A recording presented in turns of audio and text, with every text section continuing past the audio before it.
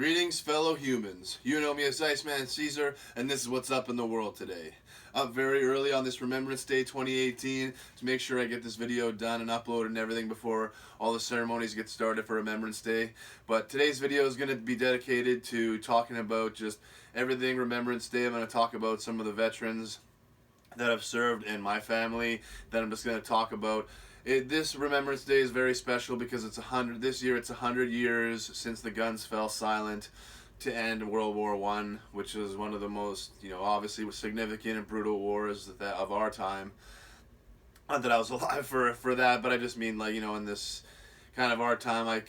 When I say our time, I guess I figure it's starting 1900 is our time, but just one of the biggest, most significant, brutal wars on planet Earth, World War I, and so I just wanted to talk about some facts about World War I, both Canadian and just random just random facts throughout all the countries that served for World War I. But it's just it's very important that we take some time to think about and appreciate all the sacrifices that allowed us to build this society that we live in right now. So that I could stand in my house and, do a video and like this and have a cell phone, have just everything that we have and that, a lot of things that we take for granted every day. It's, a lot of that was built, like this society we have was built by the sacrifices that men and women made during things like World War I. So it's very important that we take time to not only appreciate what they did, but definitely appreciate the veterans that are still alive and still with us. And it's important around this time. I mean, obviously all year, but especially around this time to take a second if you have veterans in your family or close to you. And if you don't, maybe seek one out, because it's just having a conversation can really change your whole life, change your perspective on the way you see things, on the way you appreciate your own life, on the things sometimes you let go of the little things that can get you mad, or just when you realize what some people went through just to try and keep Canada going, keep Britain going, just all these countries, just what men and women went through to try and to fight for the greater good is just it really takes you back. So I mean, it's very important to just appreciate and talk with veterans and everything. So that's why I wanted to take this video today, because I have a lot of, as I'll be talking about, I have a lot of veterans in my family that have served. Two veterans that served in World War I, but many other veterans that served in other wars and stuff, which I'm going to talk about. So, but I just wanted to take this video to highlight them, to give a chance to talk about them and their legacies, and then I want to talk. Just list some facts about World War I, because it is 100 years, and because it's that's a pretty significant marking number. That's a pretty significant number marking 100 years. So I wanted to just focus more on World War I in this video. But obviously, Remembrance Day is about celebrating and supporting veterans from whenever and wherever they served. So I'm just going to get into it. I'm going to start with highlighting everybody in my family that served. And leading up to this, it was pretty good. It was pretty cool, because I sat down with my mom and dad to get all this information, and it got them talking about things and people they hadn't talked about in a long time. And my dad, to get some more information for me, tried to phone some cousins and things like that he thought that might have some information. So he got to talk with some family that he hadn't talked with in a while. So it was just a really cool thing that this little just making this video, it created a lot of pretty cool moments. So it was it was definitely one of the things I'm most happy with for what's up in the world today. But I'm gonna start with World War I and highlight the two people that served in World War I. One was my dad's grandma's brother, John Edward Barnes. He served in World War I. He was from England. and but unfortunately he was killed by a grenade in World War One. And we also we also had, and we had the other person in my family that served in World War One was Thomas E. Betson. He was in the 72nd Battalion. He was wounded September 28th, 1918. Excuse me. He was wounded in Canal du Nord, and unfortunately he died in a field hospital. So unfortunately, excuse me, both people in my family that served in World War One did not make it home. They died in battle. So very very sobering for me to learn that, you know, we had two people. I knew that we had people that served in our family, but I just wasn't sure of the specifics. But to hear that we had two people in our family that served, and two that, and they ultimately paid the ultimate sacrifice in the field. It pretty, it was very just made me kind of sit up and really, realize that people in my family, my own family, paid the price to, build the society that we live in, and to build, just to for the greater good. So it was, I was really wanted to. That's one of the reasons why I wanted to focus on World War One, just because because of the 100 years, realizing that I had people in my family that put their lives forward to try and help the greater good. So it was very very thankful and appreciative to them for their service in World War One. And we had had a lot of people that served in World War Two. First one was Walter Pachkowski. That was my dad's brother. So my grandfather's brother. He served. Yeah, he served every year of the war, 1939 to 1945, and he came home alive. He was born in Ethelbert, Manitoba, and he lived in Toronto, Ontario, after coming home. So thank God that he was able to serve and come home. This is a really cool story. My dad's grandma, she sent 4 sons to war. Bill, Sid, Alec, and Herb Barnes. She sent four sons to war, and all 4 sons came back. They all served basically the entire war, 1939 to 1945, and they were born in England, and they lived in Indian Head, Saskatchewan when they came home, and they were riflemen, and so it was a truly an unbelievable miracle that my dad's grandmother was able to send 4 sons to the war, and all 4 sons came home.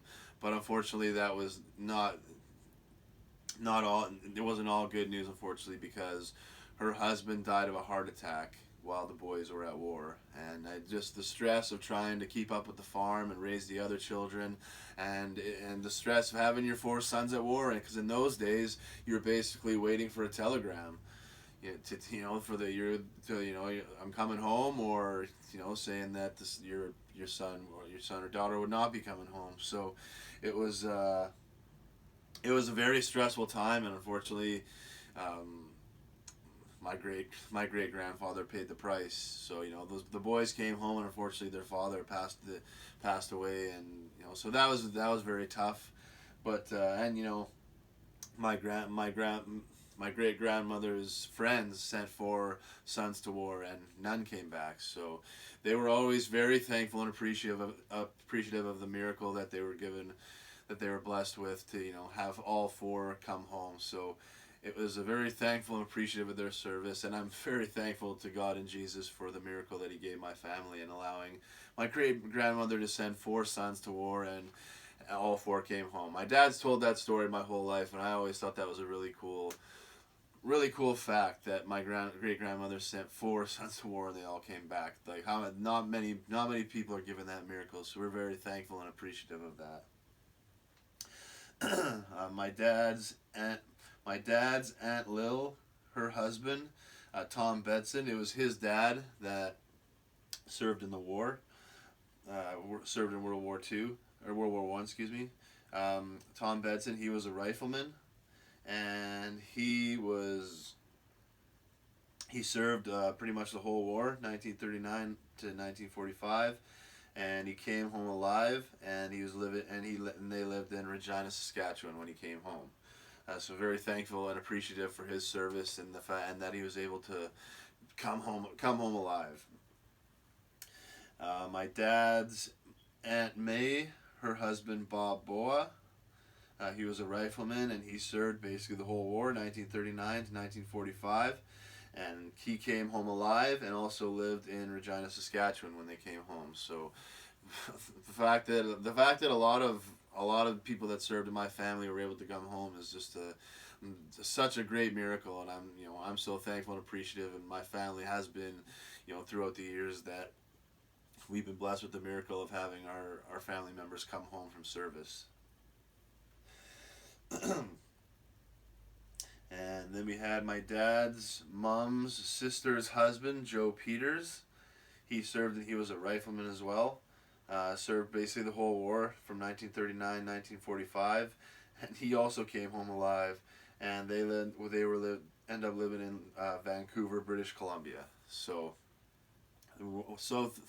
thankful and appreciative of the service, and once again the fact that he was able to come home alive was just a great miracle. My dad's mom's sister's husband, Irvin Cole. He was born and lived when they came home in Indian Head, Saskatchewan. Served basically the whole war again, 1939 to 1945, and he was able to come home alive.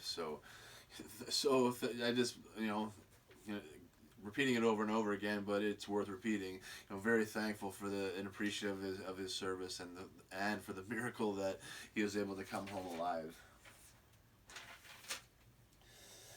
And and so also so my grandfather, Bappa, Thomas Darcy McGee.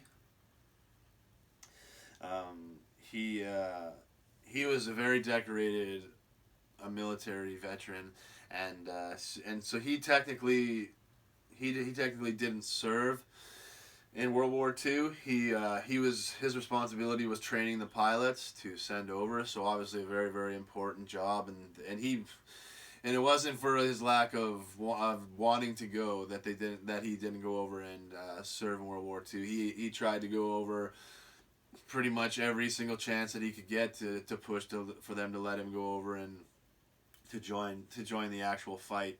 But he was too important to train pilots and everything, so they kept him right where he was, much to my grandmother's happiness.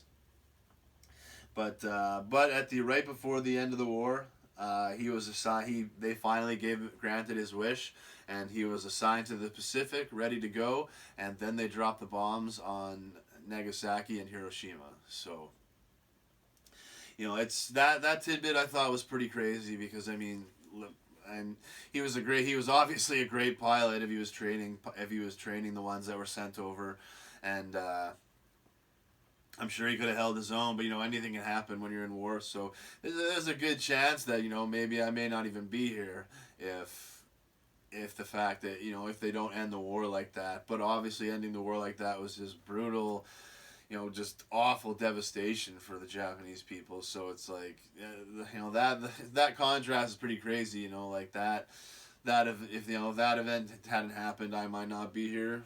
But like, because that event happened, a lot of innocent people are not here. So it's pretty crazy to see how, just how that one thing that affects one people in a certain way can flip around and it affects somebody else in a completely different way. So, it's crazy. It's crazy how the world works like that, but. but yeah, he was ready to go, and but my grandmother was very upset, but you know, the war ended, so obviously he didn't go over, and he was and throughout his years and his throughout his military career, um, two medals two medals that we're able to remember. He won the Volunteer Service Medal, and he also was given the King George VI Medal. So. Um, he was a very great man, a very great military veteran, and I'm very very thankful for his. I got to meet him as a very small baby, but I do have one random. It's not a memory, but I mean I can. I guess it's kind of a memory. I can just see myself looking up at him. So, for the little time that I was able to spend with him, it had a big impression on me, and I did one little memory, because there was one time where it was just me and him for an afternoon, and I really feel like I can just at least see that one visual from looking up at him. So very appreciative of his service and sacrifices of what he did, and would definitely wish I would have got to know him for longer and have an adult conversation with him, but it is what it is. So very thankful for my papa's service. We also had Wally Lillo. That was my nana's only brother, and unfortunately his plane was shot down over Belgium. And he was born and lived in Langby, Minnesota. But my nana did not talk about him or what happened to him very much. So really the only information that my mom was able to have was that he was a pilot and he was in World War II, but his plane was shot down over Belgium. So he unfortunately he paid the ultimate price for his service. And, very thankful and appreciative of him and his sacrifice. We also have veterans in our family that served in Vietnam, the Vietnam War. We had Bill Rue, Bill Rue and his brother Tom Rue, they both served, and both thank God returned alive, but Bill Rue, unfortunately, when he died, he had cancer in every organ in his body, and his wife and his widow was given a settlement because they determined that it was because of his exposure to Agent Orange and the chemicals that they used in Vietnam. So while he didn't die while serving in the war, he certainly paid the price for it later in his life. So.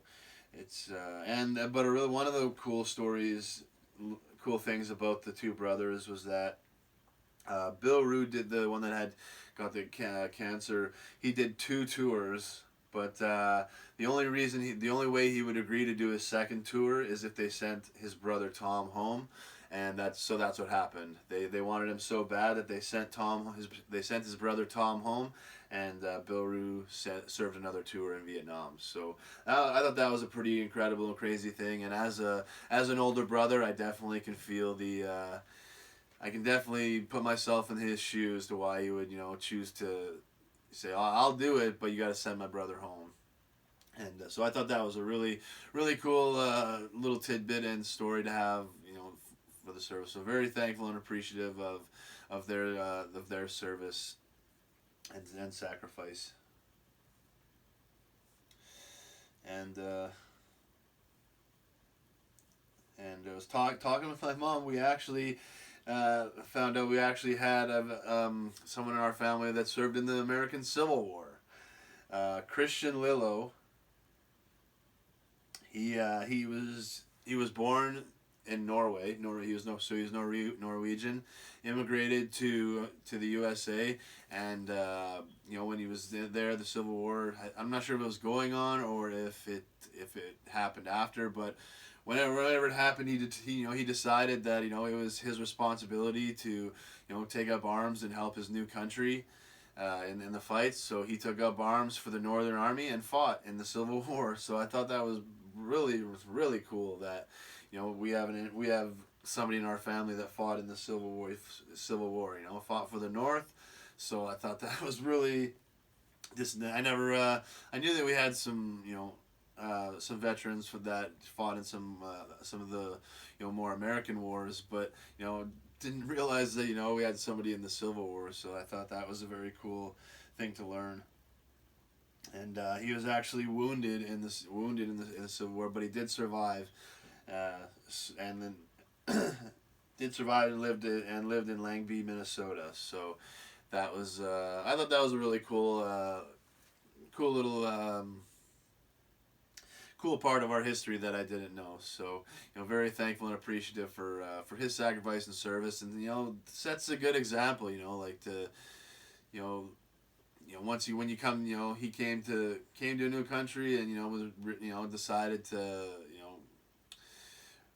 integrate himself to that country by actually taking up arms with them. And, obviously we want to stop wars and all the killing and stuff like that. But the fact that going to just set that kind of an example of really sacrificing because sacrificing to do something for somebody that did a lot for you. That's a pretty great example to set. So I thought that was a really cool thing to learn about my family.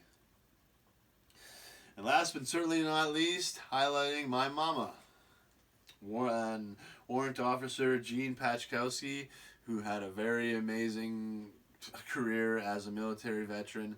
And, for her whole career, she did not want anybody to have to slow down or any pick up the slack because she was a woman or anything like that.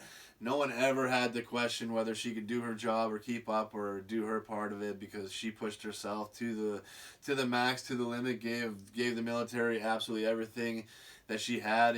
After I became a massage therapist and I could help her out with massage therapy treatments, I was able to see myself just how far she was pushing herself, and how much she was pushing her body to be able to keep up and never ever have anybody question whether she can do her job. So never think, oh, because she's a woman she can't. No one ever had to question that. She was always a very valued member of the of her squadrons when she would when she was serving, and when she would get her leadership reviews, she always got very, very, very high, just very good reviews, and got very high marks for them. So it was always a a very big point of honor for me to see my mom doing so well, and to see her getting so much respect as a woman, and as a woman trying to make her living, and make her legacy in sort of where a male dominated world kind of in the military. So I was always very, very, brought me a lot of honor to see how much just to see how much she gave her her military career, and becoming a massage therapist, could see for myself just how hard she was working. So, and I'm very, very glad that I have this skill, so I can kind of help her ease the problems and pain as she goes into retirement. Unfortunately, massage therapy doesn't do too much for PTSD. Very unfortunately, she's suffers from a very extreme form of PTSD. But the same as military, fighting it as hard as she can, trying to move forward. But you can tell she'll never be the same as she was, unfortunately. And it's hard as to see her not. She is her, but not exactly who she was before, her last tour that gave her the PTSD. So PTSD is absolutely real. It needs to be something that we, embrace and help people on. And, more needs to be done for our veterans that come home, and more needs to be done for society, because I think a lot of people have, more minor forms of PTSD and don't even realize it. And that's where access to be able to talk to psychologists and things like that. More access to that is where it can help with PTSD and things. And legalizing cannabis is a great thing for medical wise, for people that are willing to go that route to try it. It can be a great help. So it's but that's part of the reason why I'm living where I am, is living with living with my parents despite whatever the stigma is. Couldn't care less because I've been able to do a lot to to help my mom and to help my dad deal with this PTSD journey. And it's not just me, but my contributions have been able to help both of them move forward with this. And a lot of bad things can happen with PTSD. Divorces, people are just even worse. Don't want to talk about that, but it's just a lot of bad things. So once I realized how bad things were, I wanted to move.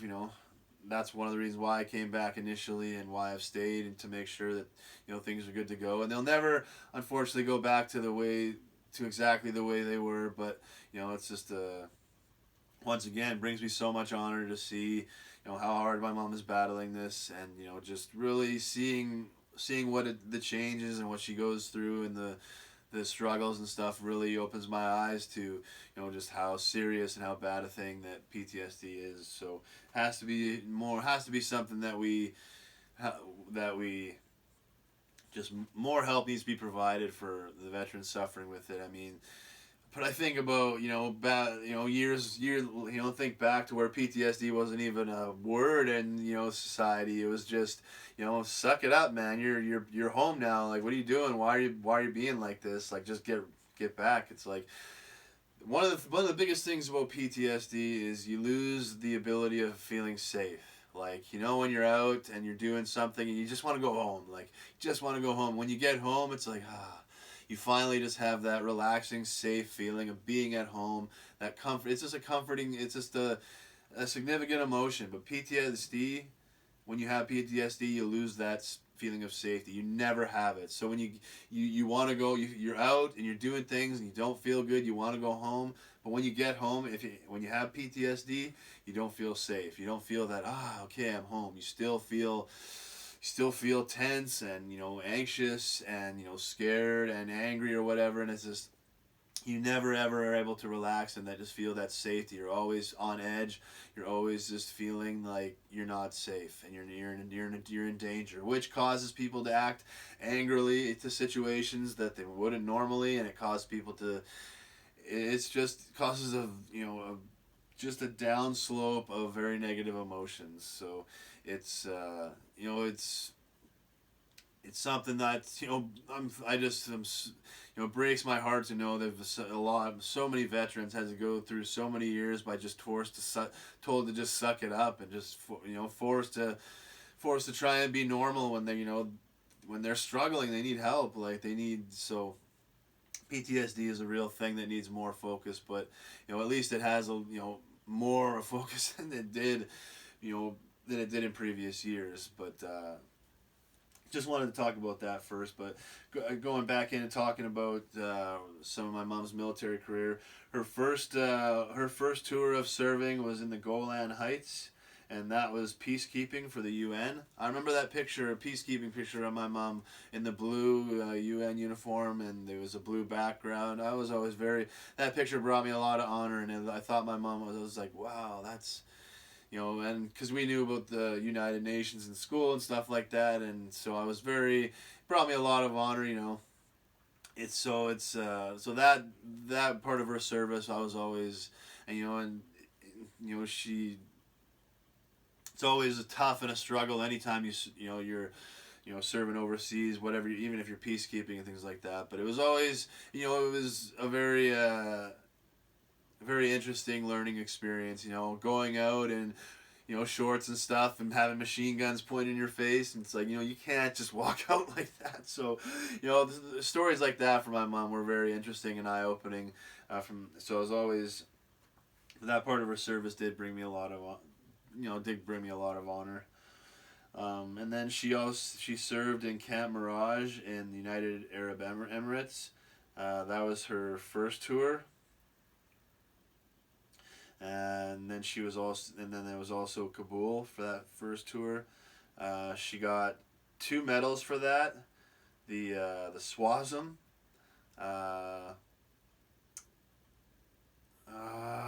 I knew, obviously I had that. I remembered what that stood for right up until I started this. She also won that got the campaign medal, because I believe that she overlapped 2 tours. So and she that tour, PTS. She didn't come home with PTSD, thankfully, but the last tour in Kandahar, Afghanistan, that was where she picked up, unfortunately, the extreme PTSD that she is would have to deal with for the rest of her life. But she received the campaign star for that last tour. But I remember when I talked to her on the phone, because we always used to get to talk to her every few days or weeks or whatever. And but I remember that last one before she came home. She just sounded so different, and sounded. And I was, that was, I remember feeling concerned, but not wanting to bring up my concern to her on the phone or make it seem. So I tried to mask it. But I remember coming off the phone thinking, man, she didn't really sound like herself or that good or anything. So I was, she would serve, pretty much three overseas tours. She went over, and unfortunately, was anything can happen on any of these tours, and she was able to avoid PTSD on the first two, but unfortunately, with the things she had to experience, and once again, she doesn't doesn't jump for joy to talk about these things, and I don't press for information, but the little bit of information I got, it's just like, wow.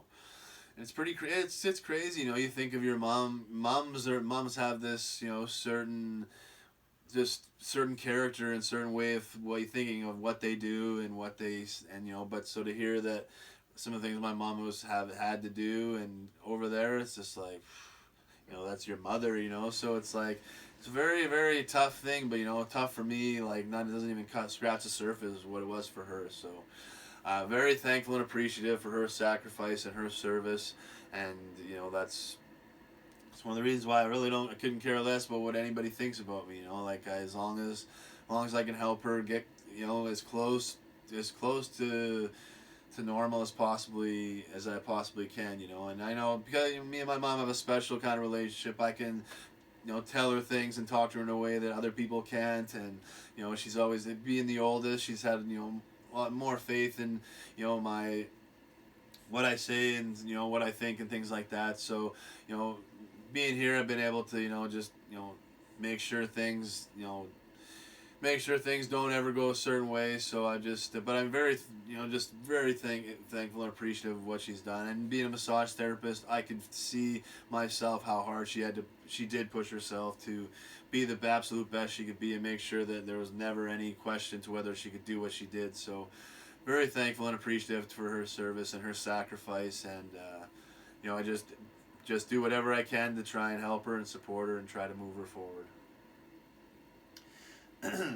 But that brings me to that is all the people that served in my family. I'm really glad that I decided to do this video in this way, because it got me to sit down with my mom and dad, talk about our family that we don't really talk about all the time, and then I got my dad on the phone. So it was just a really awesome thing to be able to talk about. And I really, it made me a little bit, it's like we should be talking about these people more on every Remembrance Day, and not just because I'm making this video. So going forward, definitely going to try and make sure I remember everybody in my family that served, and through them appreciate everybody that served in all these wars throughout my country, and all just in all the allied countries. And even the against, all it's on one side, everybody's thinks they're is fighting for their home, and most people on the other side think they're fighting for the greater good. So it's we just gotta pray and support everybody on all sides, because the goal is to get this world to where we're all peaceful, we're all the best versions of ourselves, interacting with the best versions of everyone else and the best versions of all of our countries. And in that way we can share our cultures and experience the all the different corners of the world and the amazing things it has to offer, and not have to worry about, violence or being taken advantage of, or does this country not like this country? Are they at war now? I mean, it's just you think it's just thinking about the places that are this constant war machine that is in our society, and these places like Yemen where children are just being starved out, and it's just like almost like a genocide, and people are just, I mean, it's literally the Americans are allowing it to happen basically. So it's and it's not just in Yemen. There's people there. Look at everywhere where these war countries. Look at the Middle East and everything going on with Palestine and all the Israel and things like that. It's just like all these innocent people that have to suffer, and so it's we just have to try and support. Not it's not just it's not you know where we are here in 2018. It can't be about us versus them. It's just about us. And like people that are the worst versions of themselves will be checked, and they'll get the justice that they deserve. But the goal is to get everyone to turn from the worst versions of themselves to the best versions, and then we can build the best version of this world. But it's it's about supporting everybody. But I just wanted to highlight my people in my family, and now because it's such a significant event, 100 years since the guns fell silent and the war ended. World War One. I wanted to just run through a bunch of facts about World War One, and just just highlight and talk about what these men went through. Because going through the facts myself, my God, man, this war, they say it, but war is absolute hell, and it just some of the things they went through, just man, it's just. There's no words, but so I'm gonna go through a bunch of facts for World War One. I'm gonna start with Canadian facts for World War One. Some specific Canadian facts. Start off. The Canadians' first action in the war was at Ypres. I think it's Ypres. I think it's called. How you pronounce it? Probably wrong, but. Canadians' first action in the war was April 22nd, 1915, and it was this battle, the loss of a friend, that inspired the poem In Flanders Fields by John McCrae, which I'll be reciting at the end. But that was the Canadians' first action in this battle was what and the death of his friend was what inspired that poem. The Battle of Somme, what an absolutely brutal battle. I mean, so many people died. It was just like, the numbers are just staggering. But for Canadians, 800 Newfoundlanders went into the Battle of Somme, and only 68 were at roll call the next day. 800 to 68, that is almost unfathomable for that, and that is just the disgusting part of war, man. 800 men go into battle, 68 at roll call the next day. That's just, it's unbelievable. The Battle of Vimy Ridge, one of the reasons why it's so important to Canadian history, started the morning of April 9th, 1917. It ended 4 days later. And this was the first time that all 4 divisions of the Canadian Corps fought as one formation. And that is so significant. All four divisions fighting as one together. They say that this victory was the key to basically shaping the Canada that we know. All 4 divisions coming together as one. Canadians coming together as one. They say this battle was basically the spark for what Canadians are and what Canada would become. So. So thankful and so appreciative for the sacrifices and service that the men and women gave in these battles. But the Battle of Vimy Ridge, very significant and very important battle for Canadian history. We had 2,800 Canadian nursing sisters serving.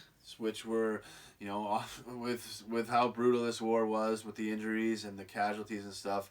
No, I mean, the nurses were just, I mean, the things that they must have seen and gone through is just unfathomable, the horrors that they would have seen. So, you definitely cannot, ignore or forget their contributions. There were 4,000 indigenous people enlisted, and that represented 1/3 of the population eligible to serve.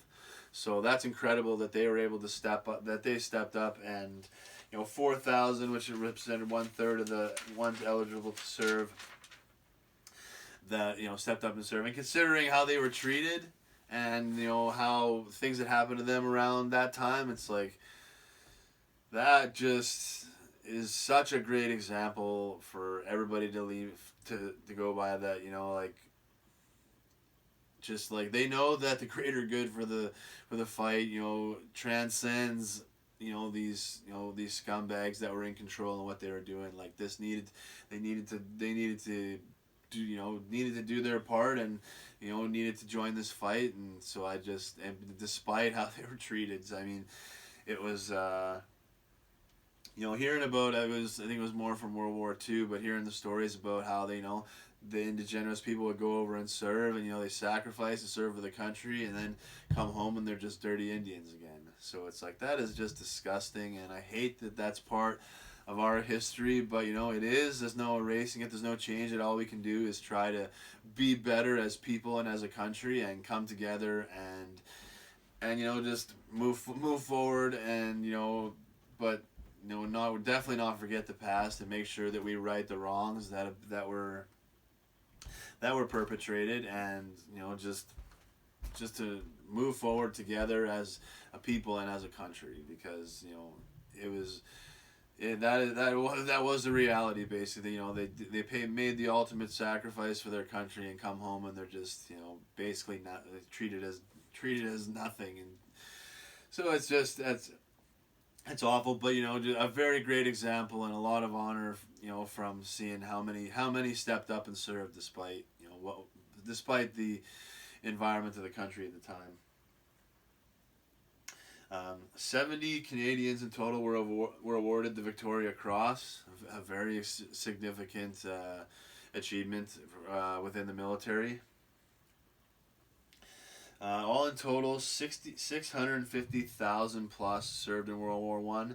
66,000 plus died. 172,000 wounded. Like, those numbers are just absolutely staggering when you think about them.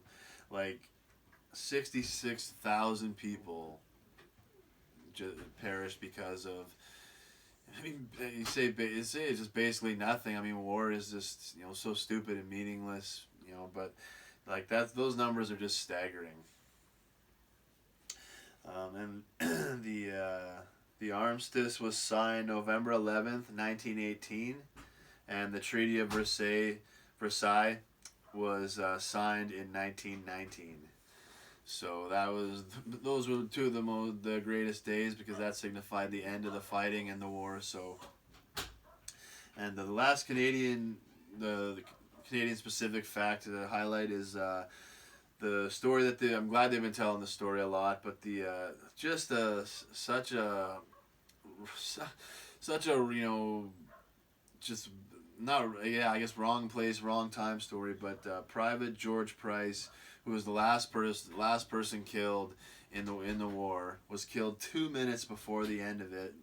And I mean, like, when you hear the story, and how the armistice was, the rumor was that it was coming, and just they were basically told to just sit in your bunkers and don't expose yourself, don't move, like the war is over, just ride through these next few hours. But not everybody got as clear of instructions, and George Price thought did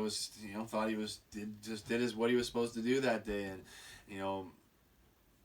was killed by a sniper. So that's just That's just such an awful story. 2 minutes before the war ends is the last casualty. So, but I'm thankful that they're doing a lot to honor and talk about his memory this year, because I've seen a lot of stories, and not only in the paper but on TV and stuff. So very thankful and appreciative to not only his sacrifice but all the Canadians and all the soldiers that sacrificed and fought in the World War One.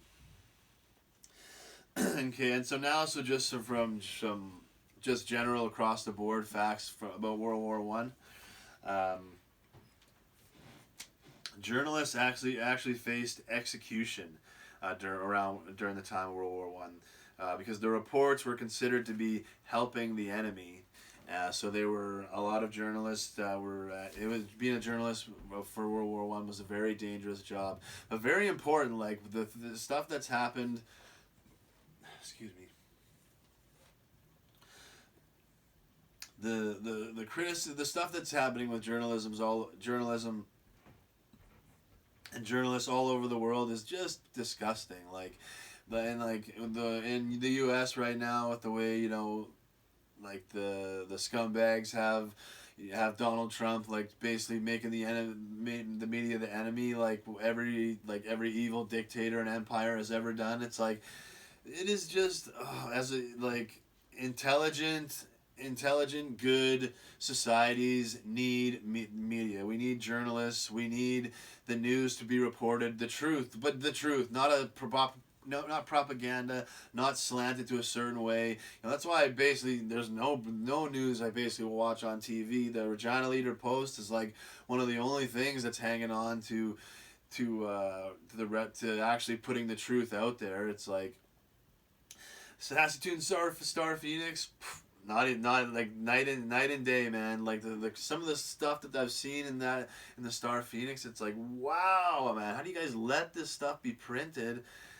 Or not? I mean, I've seen it online. Obviously, I don't live in Saskatoon, but it's just like some of the stuff I've seen is like so ridiculously slanted, and towards like, and I just can't believe it. I'm thankful that it doesn't end up in the Regina Leader-Post, because a lot of still a lot of basically the truth reported there, but the news is so important, and people that are actually doing it the right way, unbiased, presenting the truth, are so important, because it keeps everybody in check. It makes sure nobody's trying to cross the line and push the boundaries of evil or whatever like that. Like journalism and journalists make sure that the truth is always put out there, and that whatever is happening is reported, and the general people know about it, so they can make decisions and be prepared for whatever. So it's just journalism, media are so important, and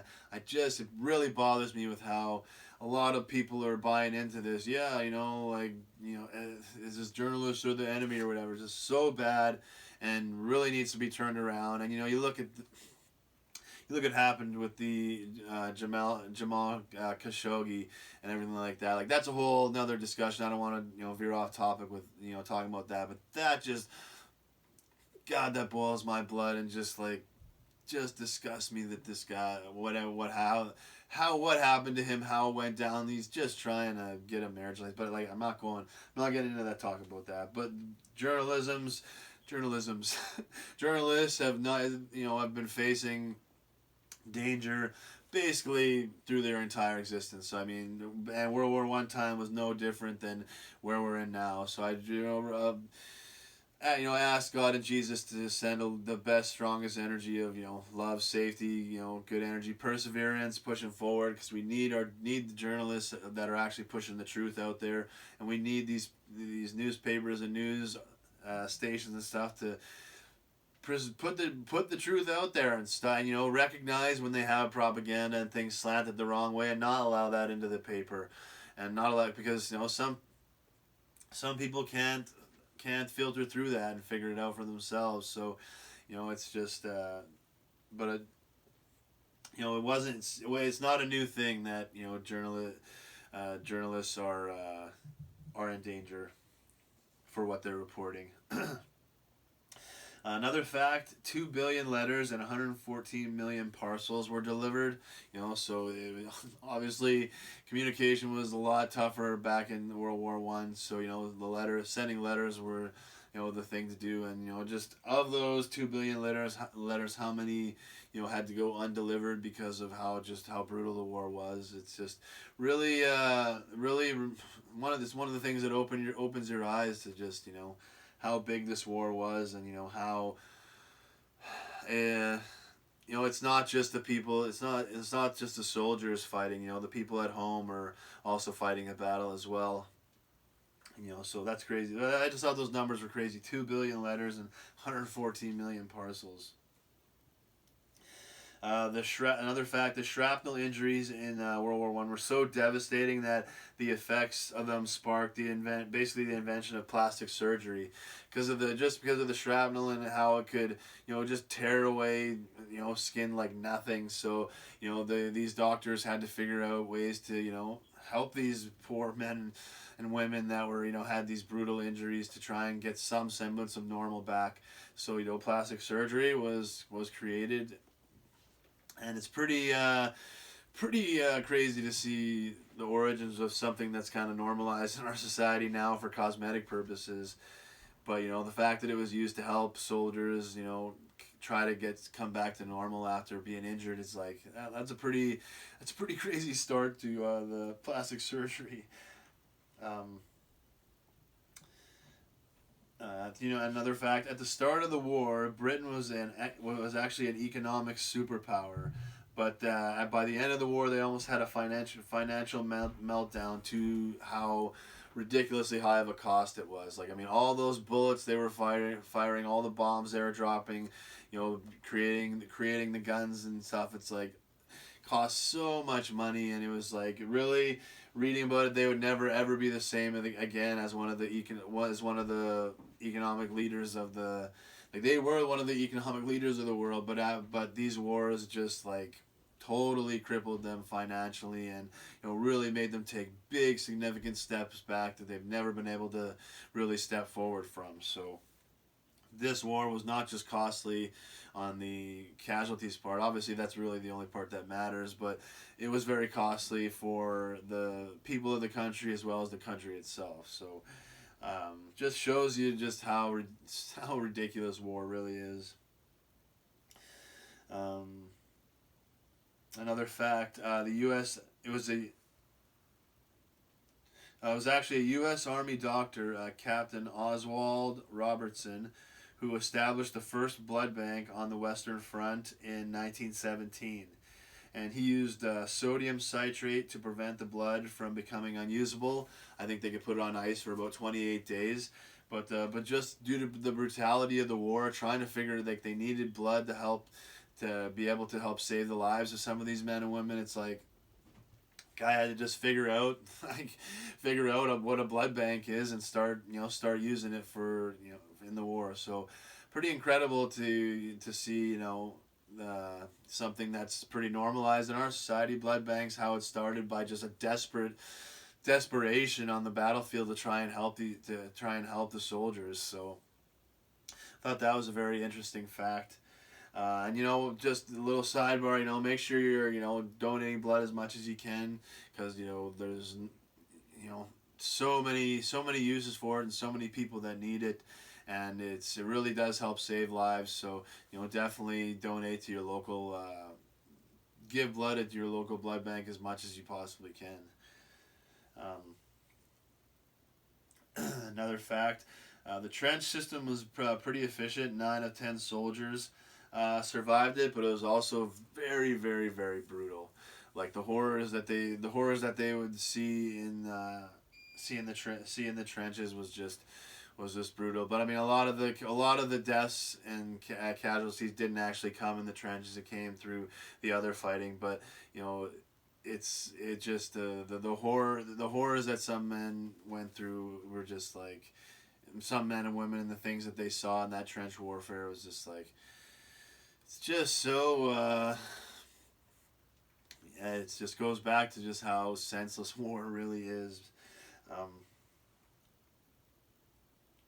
Another fact: generals were actually banned from going over the top and joining the fighting close to the front stuff. Because one of the things about the war was that this was a war of lions being led by donkeys. Because a lot of the generals weren't involved in much of the fierce fighting towards the front, and they were always towards the back. But that was not a really a conscious decision. That was something they were forced to do because the experience it took to their experience it required to become a general was too valuable just to let them go randomly start fighting. So it's I thought that was a pretty interesting fact that even though their reputation is that lions being led by donkeys, it was still they were not allowed because it was just they needed their generals and the skills that came with being able to be one. So thought that was a pretty cool fact.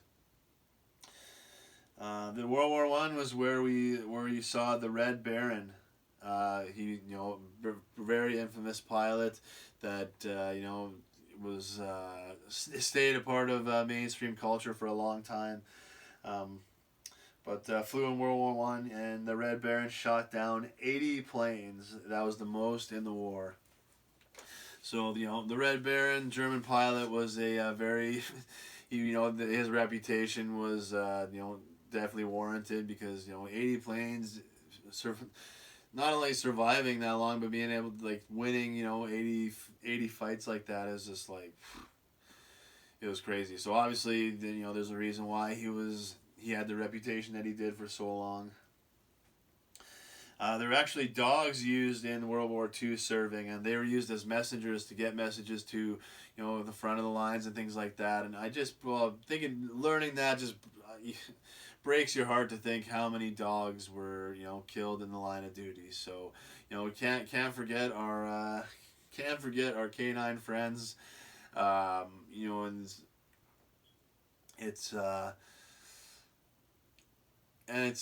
it's just knowing how many people actually died. I just can't even imagine how many dogs, how many dog casualties there was. But I thought that was a really cool kind of innovative way to use train a dog. A dog can easily carry something from one place to another over and over and over again. So I thought that was a pretty cool fact. Oh man, the Germans had a weapon called Big Bertha, and this thing was a 48-ton howitzer that could fire a 2,050-pound shell, 9.3 miles, 15 kilometers, and it took 200 men, 6 hours to assemble, and they had 13 of these things. So pretty. Once you start reading about some of these weapons, pretty clear how the numbers of these casualties got so big and so significant. So but I just think about something like that, how much time and talent and engineering thought went into building something like that, and what that could have done elsewhere. It's what could they have invented or come up with if they weren't trying to think of something to kill people with. So it's just I just think things like that are crazy, and I wish that energy had been targeted at something else that could more help the world instead of being something that's such a violent killing machine like Big Bertha would have been. But reading those facts, I was just like, good God, man.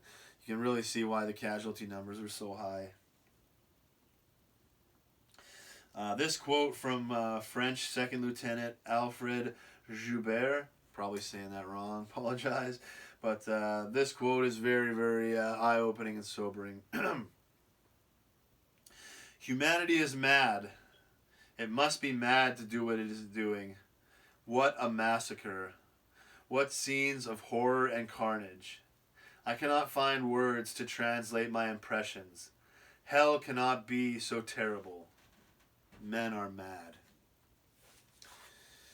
That's what I mean. Some of the horrors and things these guys saw on the battlefield is just, there's no words to describe it. And that quote really kind of sums it up pretty well. This was an absolutely awful, brutal war. And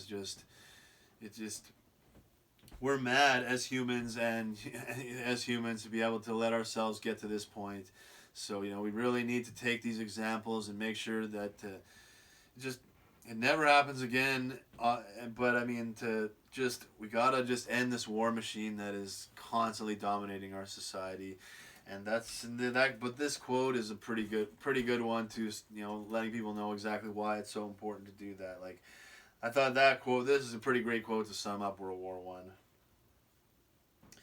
And one little fact I thought was pretty crazy was that the Germans actually conspired with Germany's minister in Mexico to get them to invade parts of the U.S. Excuse me.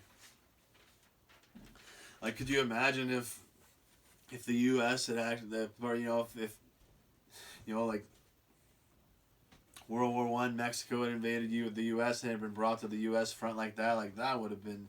Thank God nothing like that, took place and ever happened. But I thought that was a pretty crazy fact.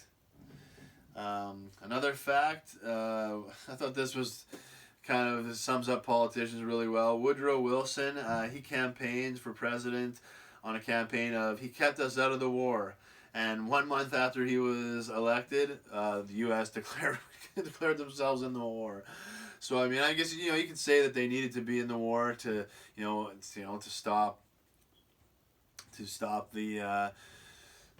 stop the Axis or whatever. But I just thought that was like campaigns on "He kept us out of the war," and then 1 month after, in the war. So it kind of sums up politics and politicians. 4 empires collapsed after World War One. The Ottoman Empire, the Austro-Hungarian Empire, the German Empire, and the Russian Empire. Both because of casualties and costs of the war and things like that. But 4. That's you can kind of start to see kind of why maybe World War One happened. 4 significant empires no longer existed after it. Russia actually mobilized 12 million troops for World War One, and 3/4 of those died or were wounded. 3/4 were died, wounded, or missing in action. Like, that is absolutely awful and incredible that 12 million served, but so many died, were wounded, or were missing in action. Like, just so terrible. But one of the most terrible, disgusting things about World War One was the chemical weapons. Like, the devastating effects that it had on the war. Just there's no words to describe it or put on it. Like 1.2 million on both sides were gassed, and that meant 91,198 people died. Absolutely horrible deaths. Like, reading about it, it just makes you sick. Like, just people didn't care or didn't know about the effects and just unleashed these gases on innocent men.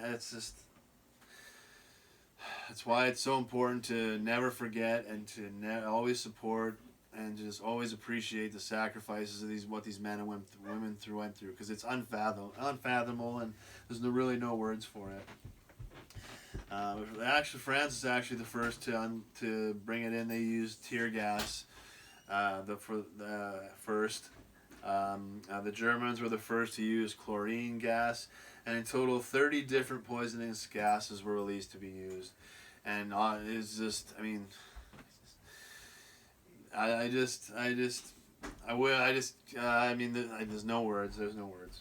But at the end of the war, there was a treaty signed outlawing the use of chemical weapons forever. Because I mean, they're just like, this is wrong. It's a violation of life and society, and it's just disgusting. They should, it should be wiped off the face of the planet. Never even considered to be used on people or anything. And it's just, I mean, I send my strongest prayers out to those people that went through that, man. That is just awful. But like I talked about before, the horrors of trench warfare caused a lot of what they called shell shock at the time, but what we basically learned to become PTSD. But just because of what they saw, like millions, just the symptoms of what they went through, and the they went through hell, but there wasn't really support for it. It was basically, why are you like this? Suck it up. You're home now. Like, just be normal. Go back to normal. Like, you're back now. So, you know, my heart breaks for all the millions that had to go through that. One really cool fact was the Choctaw Code Talkers. Hopefully I said that right. But it was such a complex language that meant the Germans could not break the code, and that was one of the reasons why they were able to have so much success and win the war. So I thought that was really cool that the Code Talkers were a big part of helping the Allies win the World War One. And another fact: 13,000 U.S. Native Americans served, despite not receiving citizenship till 1924. I mean, that is one of the most ridiculous things I ever heard. Native Americans not receiving citizenship. Like, give me a break, man. But that was the real That's the real history. But that's just such an amazing example. Like, even though how they were treated, they still, saw this and just knew that they needed to do their part and put their service in. So just such a great example and so much honor brought from that service. There was 200,000 African Americans served, but they were mostly served in labor units, and they're all segregated. So basically slaves. Like, that is just so disgusting and pathetic, man. Like, these men and women were willing to step up and serve, and they just basically make them slaves in the army. Like, it just makes me sick, man. But it's like, it's a history, and we have to recognize it, bring justice to where it belongs, and change it so that thing is. I mean, obviously, it's not even anywhere close to that now. But I just mean, like, the fact that it even happened in the modern times is just really just makes me sick. But I want to highlight one specific group that certainly were not in the labor division, the Harlem Hellfighters. They did see significant action, and for their extraordinary acts of heroism, they received the French Croix de Guerre. Obviously, probably butchered that, but it was a medal given to Allies for bravery. So, the European Allies, recognized and appreciated their heroism and sacrifice, but they were largely just ignored in the U.S. and their sacrifice and contributions. So that is, it's just such a sad commentary, but it really shows you just how special the contributions were from some of these minorities that that were treated like garbage, but still realize that this is greater than you and what you're doing, and I'm gonna step up and do it. So just absolutely unbelievable that they were able to step up and serve despite the conditions that they were forced to endure. So this another crazy fact: World War One helped strengthen the power of central government in the U.S. and Europe, which meant that 19th century liberalism, which means that government is supposed to be as small as possible. 19th century liberalism was gone forever. And one of the chief legacies of World War One is the lasting power of state over citizens. And you think about how huge the governments are in all these major countries. It's like, wow, that really just makes you start to see why these wars were pushed forward and why they happened and stuff. But not getting into that now. That's more for next week, but I'll talk about that in a little bit. But I thought that was a crazy fact that kind of puts things in perspective. But a really awful fact that I learned: the Turks slaughtered 1.5 million Armenians during this, and this genocide actually attracted Hitler's attention and was what kind of gave him the will to push forward and what he did with the Holocaust and stuff. So just there's so much brutality and awfulness for this war, and then it would sow the seeds for so much more, unfortunately. This ushered in a new era of war. Gone were the days of cavalry having significant, especially with all the gases that they were using. Planes were in, tanks were in, and this was just a new era of war for the world.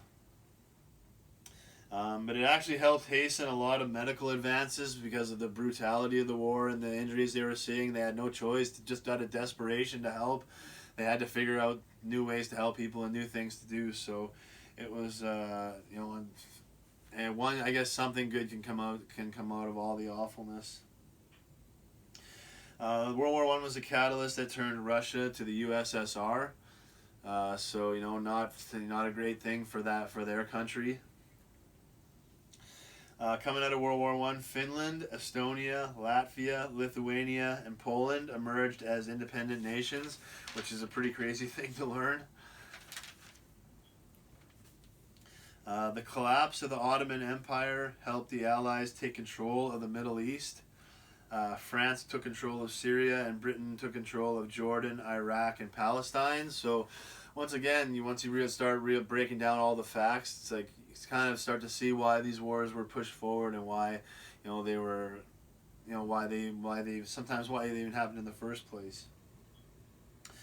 The deadliest battle of the World War I was the 100-day offensive, and this 1,855,369 people died in that battle, and I can't even fathom that.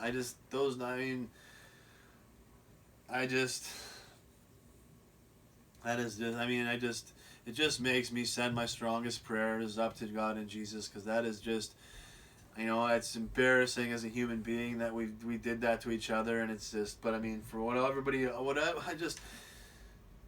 for those numbers, it's just why it's just hammers it home. It's so important to help and respect and appreciate our veterans, to always make sure they have the help they need, and to make sure they have the love and energy and the connection to the next generations that are coming, because they fought and sacrificed, so we don't have to go to war and go through those hell.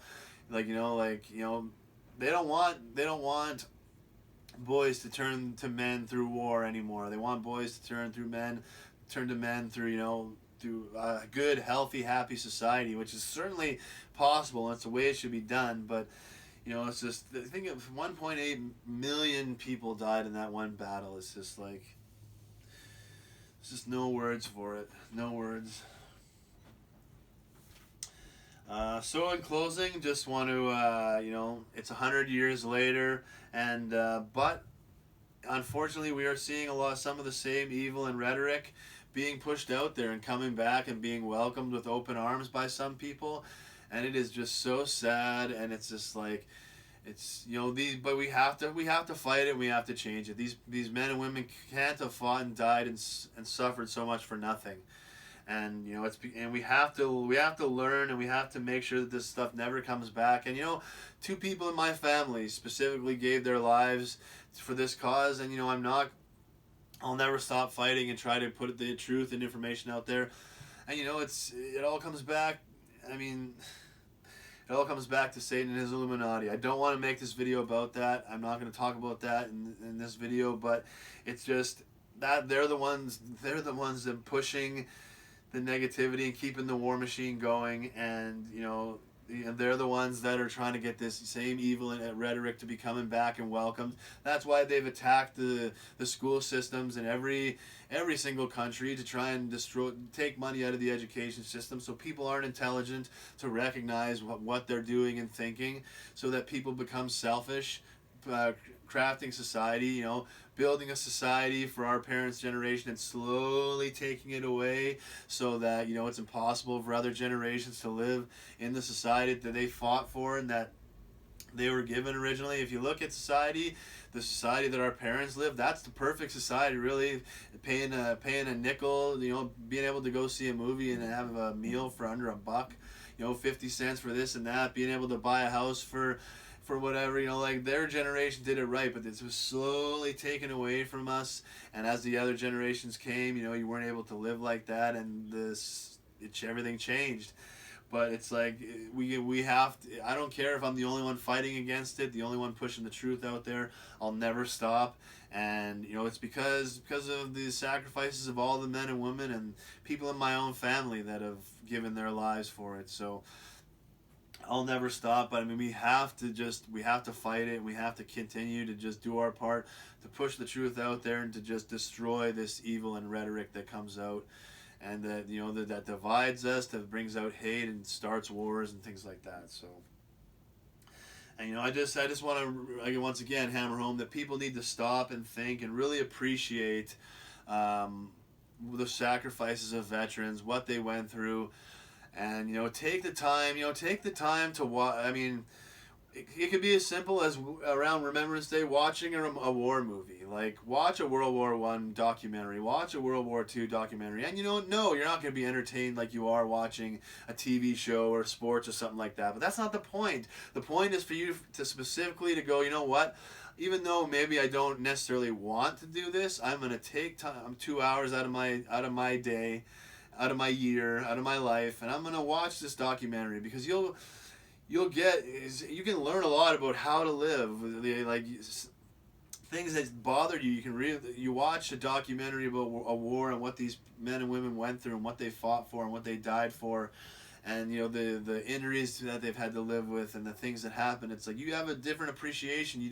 Sometimes things don't bother you as much anymore. Sometimes it's just different things. And but it's important. And then it might inspire you to go out to your local Legion and talk with a veteran, or go to your yearly Remembrance Day ceremony and pay your tributes, and maybe have a conversation with somebody, or even if you're in line for a coffee, if you see a veteran, you see a veteran plate, it's just.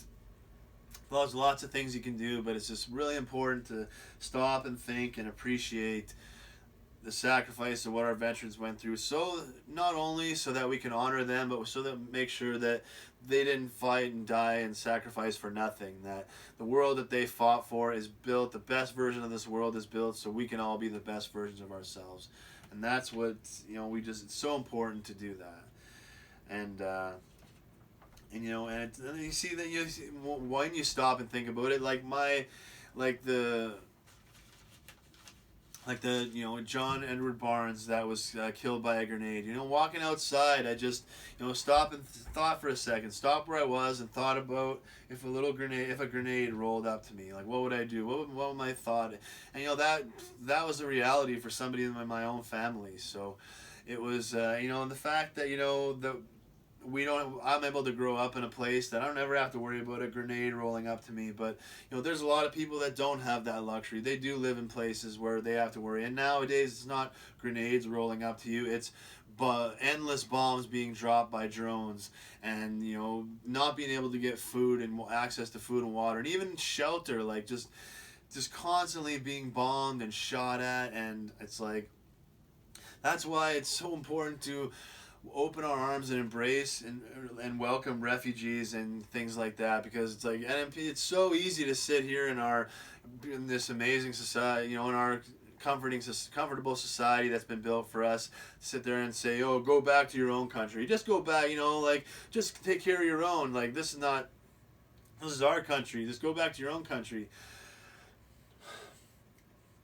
Excuse me. It's like it's like, for whatever reason, whether it's ignorance, selfishness, for whatever, they just don't realize that people from our own country, from Canada, got up out of their safe places and went across the seas to fight to build this country, so that there was no bombs being dropped all the time. There's no guns being shot at us all the time. There's no thing. Obviously you can't really say the same about the U.S. sometimes with all the gun violence that happens there. But it's just like, to build, that's why we can't turn our backs on these refugees, and there's nothing for them to go back to. Like they're dealing with the most brutal conditions. So it's and that's why we have to we can't turn our backs on them. Like it's our ancestors, like the soldiers and veterans fought to build a world that could welcome refugees, and it's just like they are living in these places where war is just an absolute 24/7 reality. So we have to help them and try to turn these places around. Like my only problem with immigration is that it almost says, it says we're okay with these places being bad, and that people can.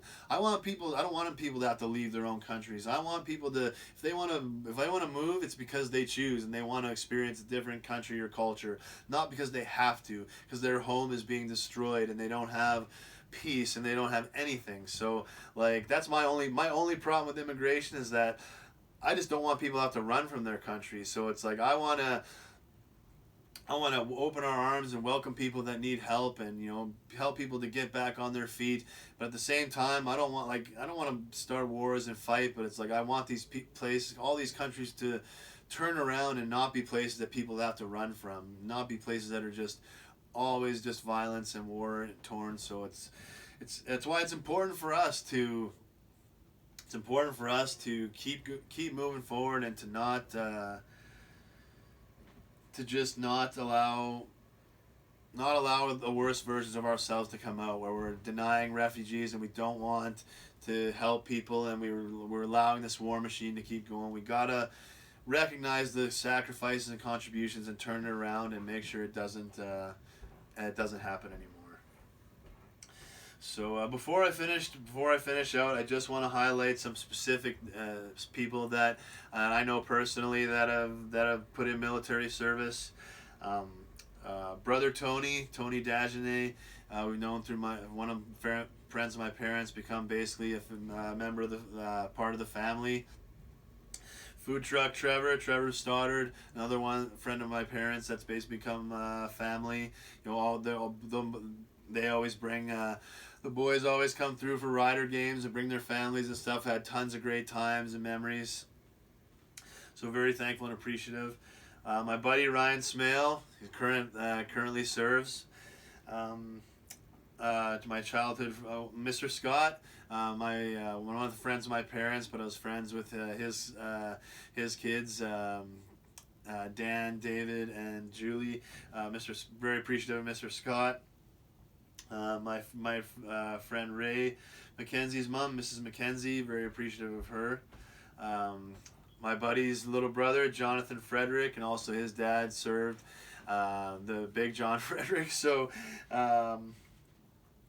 very, very awesome to see him carve out his own military career. Also, a friend, Man Forbes, friend of the family. Really cool to see. Looks exactly like his dad, who was also put in military service. They're a great military family, friend of ours. So it was great to see him carry on his dad's footsteps, literally in looks and in service. My buddy Jason Ballard's dad served. That was back in the day, living in Calgary. My